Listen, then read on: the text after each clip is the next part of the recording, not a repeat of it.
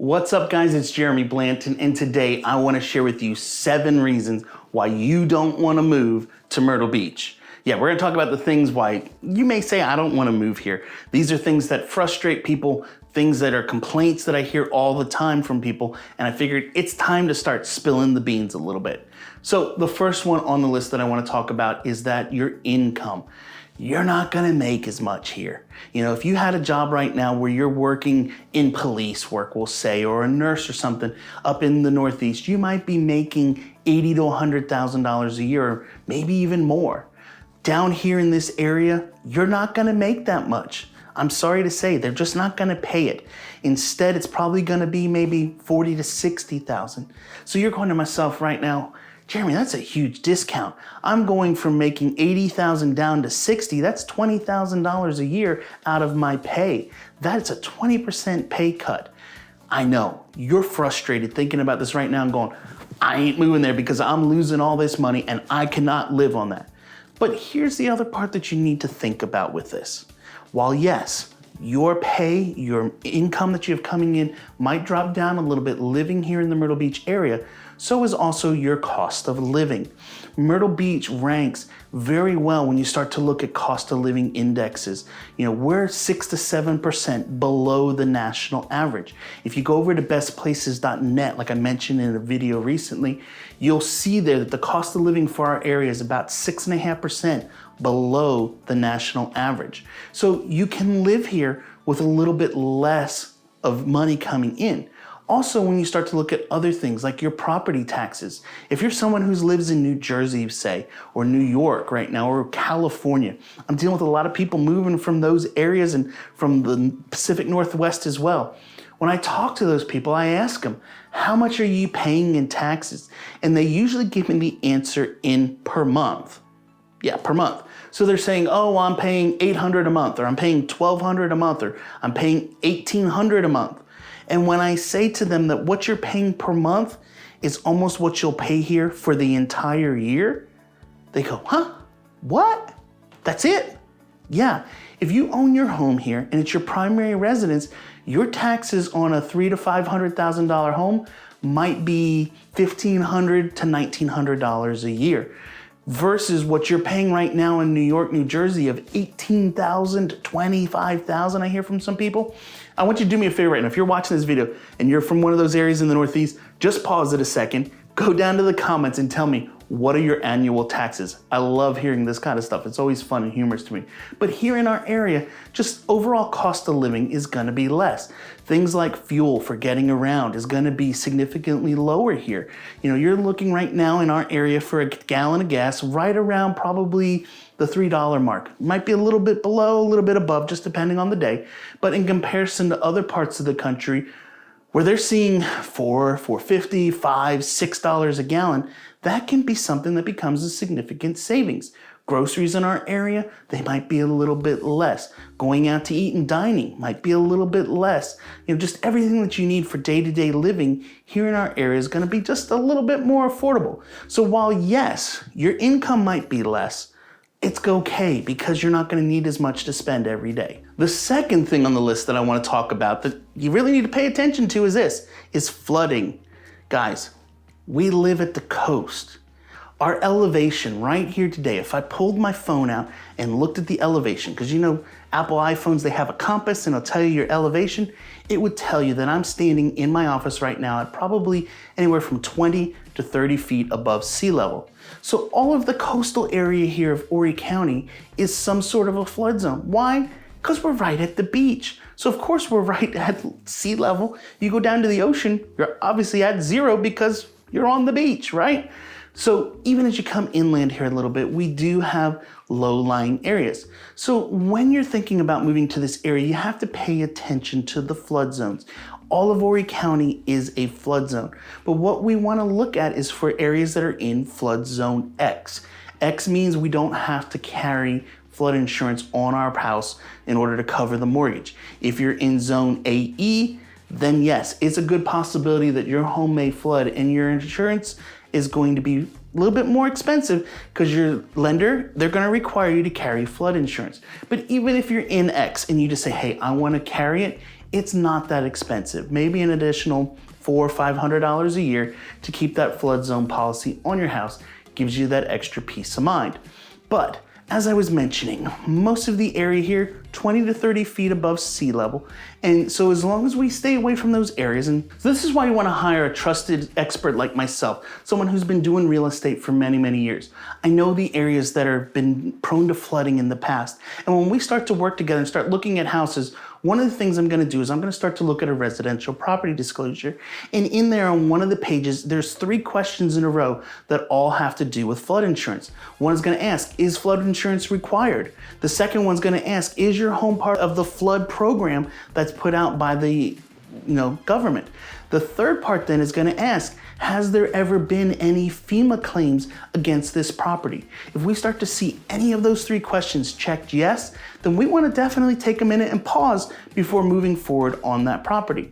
But if you look at all of Horry County, all of Georgetown County, all of the Grand Strand as it's called area, the sections that do flood, yes, we have some that do, but they're smaller little pockets throughout the entire county. So if you have somebody who's an expert helping you, you'll definitely be able to stay away from those areas and not really have to deal with that in the future. The third thing on the list that we have to talk about is the weather. Guys, we're coming into summer right now, and well, let's just take a minute and look. This is the heat index for Memorial Day weekend here at the beach.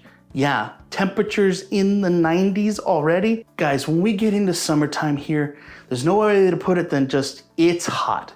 The humidity, it's high. You're gonna step outside, be out there for 5-10 minutes, and you're gonna start sweating almost immediately because those temperatures can be really, really brutal.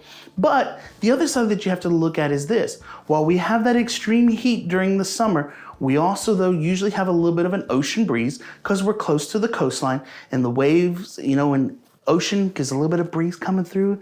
The trees are moving a little lightly, a little bit of air circulation, so it's not quite as bad. But the other part you have to think about is this. During the winter, when you're stuck inside in 6 inches of snow and can't go outside, can't do anything, we're down here at the beach with a light jacket on, going on with our days, enjoying it with beautiful blue sunny skies each and every day. So there's a give and take. Yeah, a lot of hot to have to deal with in the summer, but the mild winters definitely make it worthwhile. The fourth thing on the list that we got to talk about is that here in the Myrtle Beach area, we have tourism. I know, I just blew your mind. But here in Myrtle Beach area, we're averaging over 17 million visitors a year throughout the area. What does that mean? That means that there's a lot of people on the roads that don't know where they're going. There's a lot of people out at the restaurants. They're at the shopping malls. They're at just everything all over the place. They're on the road. They're in the beach. They're everywhere. Tourists are everywhere. But if you live on the west side of the waterway, like I talk about a lot of times, or even just in the right pockets throughout all of Myrtle Beach and the Grand Strand, you don't have to necessarily deal with the tourists. And honestly, as someone who's lived here now for 25 plus years, I can tell you this, I'm kind of glad to have the tourists. Why? Because they're bringing in money to our city. They're bringing in tax dollars that help to pay for all of the things our city needs to run. It helps me to keep my property taxes and my cost of living down because all of the 17 million people visiting our area are stimulating the economy here. They're paying the taxes and making it so that we have an amazing place to live. The other cool part is this, with having all these tourists, I get to act like a tourist sometime right here in my hometown. There's many times we'll take a trip, go over to Wonderworks, to the Upside Down House, and just have a blast acting like kids, running through there like a tourist with everybody else. Nobody knows we're here local, and we get to just have fun. Or maybe we'll take the kids and go over to Myrtle Waves, to the water park. Or like my wife, just recently, her work, they took a staff outing, and you know what they did? They went over to the go-kart park and they all just drove go-karts around and had a ton of fun just being tourists right here in Myrtle Beach. Now, while we have a lot of tourists, you know what? I'm okay with that because it helps to take care of everything we have here in the Myrtle Beach area. The fifth thing on the list that I want to talk about is that Myrtle Beach has some really interesting wildlife in our area. The things that we deal with here, you may not deal with where you live right now. The first one that I get asked all the time, and I don't know why, but it's people from New York normally who ask this is, Jeremy, do you have alligators there? Let me just pause a second and just say it. Yes, we do. we do have alligators here in our area. So what you don't want to do is go walking around ponds along the edges with 1 foot in the water. You don't want to necessarily just let your puppy run out and go down by the water and do those things. You have to pay attention to it because there could be alligators in our area. The other thing that we have a lot of is snakes. Yeah, I am not a fan of snakes myself. To me, my favorite, and somebody might not like this, but my favorite snake is a dead snake. I know. You're all getting a little mad at me right now, and it's okay. I know they eat the rats, they eat the mice, they take care of all the different, I get it. But I'm not a fan of them. They just make me a little heebie with it. So I don't like them, but we do have them here in the area. We also have many, many weird bugs and insects here in our area that you may not be crazy about. Things like roaches, mosquitoes, and termites. Yeah, termites. You know, I had a friend once who told us he was a professor up at Clemson University, and he stated that you could not find 1 square foot of dirt in South Carolina without at least 1 termite in it. So the question is this: are the termites eating your house or your neighbor's house? It's why it's very important that when you buy a home, and if you buy a new construction home, it'll have a termite bond on it nowadays. It's important that you renew that each and every year. If not, you want to get a house on a termite bond as soon as you can, because it's much easier and much more affordable to renew that each and every year for $150 to $200 versus having to go treat your home for termites from ground zero, where it's going to cost you maybe $2,000, $3,000 to get the whole house treated. Termites can do a lot of damage in a very little amount of time. I've seen where they've gone into the walls of a home, in the garage, eat almost all of the framing in the garage out, cost $50,000, $60,000, $70,000. If you get it under a termite bond, it'll take care of that issue and you won't have problems in the future. So when it comes to all the weird wildlife we have in this area, just something you want to pay attention to. And when you're walking outside, look before you step most of the time. You're much better off. All right, and the bonus last tip that I want to talk about today, guys, is this one. Life here at the beach, it's just slower, okay? We live a little bit more of a relaxed lifestyle. The reason you're considering moving to the Myrtle Beach area is that you're tired of all of the go, go, go, the hustle and the bustle of where you currently live. You're tired of the high stress that you've had at work and the high stress of just everything and living. And driving down the road, you're grabbing the handle of the steering wheel as hard as you can because you're stressed out. Why? Because people aren't waving at you. Instead, they're giving you that 1 finger salute. You know what I mean. Just read between the lines. You'll understand. Yeah, that one. Instead down here, here's what you're going to see when you're driving down the road. People are going to wave at you. They're going to stop. They're going to talk to you. I had a client this week he's in town from California, thinking about making the move over here. In fact, go watch last week's video if you want to learn about why people are coming from California. 67% cheaper to live here. Yeah. But he was driving around neighborhoods, and while he was doing that, he said, Jeremy, I couldn't believe it. As we drove through the neighborhood, everybody who passed us, they were waving and, hey, how you doing? And smiling, and just real friendly.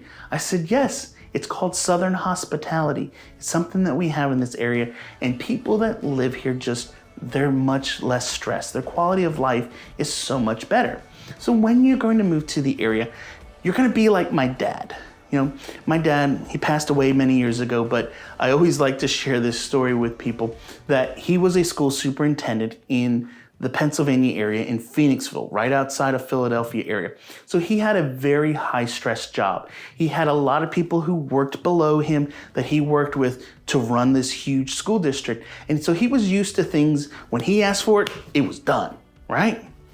So when he moved down here, he expected everything to be the same down here. And he learned real quickly it wasn't gonna be like that. And so he tried I'm gonna teach the people, I'm gonna help them, I'm gonna motivate them. He tried everything he could to get people to come up to his speed level of what he was used to. And it took him a good year plus of trying this till finally one day he just realized, you know what? I can't change them, so I might as well join them. And once he did that, life became much better. So once you guys move down here and you finally give up trying to change everyone else and just realizing, I want to take on that beach lifestyle, I want to live a more relaxed, laid back, just less stress life and have the good life, then life's going to become much better for you. Anyway, guys, I hope you enjoyed today's video. If you did, do me a favor, give it a thumbs up, get that bell on, and I'll catch you in the next one. See ya.